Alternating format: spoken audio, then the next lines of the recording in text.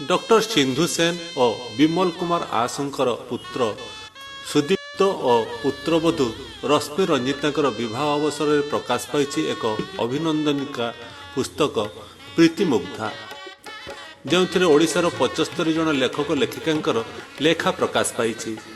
शब्दलिपि प्रकाशनी संस्था यह पुस्तकटी प्रकाश करिछि। डॉक्टर सिंधु सेन यार संपादना करिअछंती। आज यह पुस्तकटी लोकार्पित होइअछि।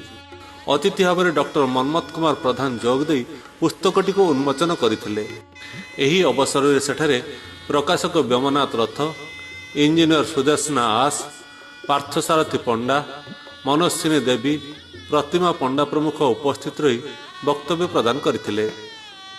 प्रकाशक व्योमनाथ रथ प्रकाशकीय दृष्टिकोण वक्तव्य प्रदान करथिया बेले डॉक्टर सिंधु सेन यह पुस्तकटी को प्रकाश करियार उद्देश्य संपर्क में कहिथिले।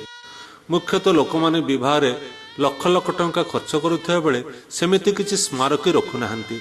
एही पुस्तकटी सारा जीवन लोक मानक पाखरे रहिबो और यह स्मरणीय होई रहिबो। सेही दृष्टिकोणରୁ ଏହି पुस्तकटी को प्रकाश କରିଥିବାର से कहिथिले। शेषରେ विमल आज समस्त को धन्यवाद अर्पण करथिले। कोविड कटकणा मध्य समस्त कार्य परिचालित होइतिला। 150 पृष्ठार ଏହି पुस्तकटी समस्त मन को छुइयो बोली से आशा करिसंती।